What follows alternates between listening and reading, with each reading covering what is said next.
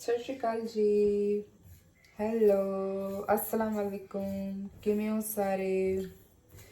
Hope सारे वधिया होंगे। टुडे वी मेक दलिया फॉर चाइल्ड फॉर एक्चुअली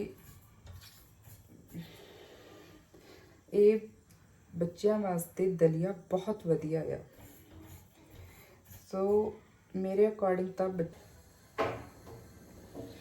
हम तुसी ਇਹਦੇ ਚ अगर किसी ने दुध पाना है तो दुध, किसी ने पानी पाना है तो पानी पा सकते हैं।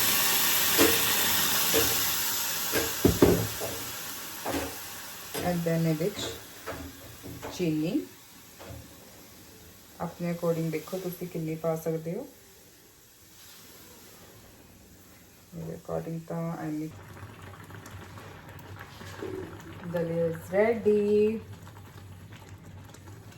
दलिया रेडी हो चुका है। ये तुसी बच्चों को जरूर दिया करो। It's for good for health.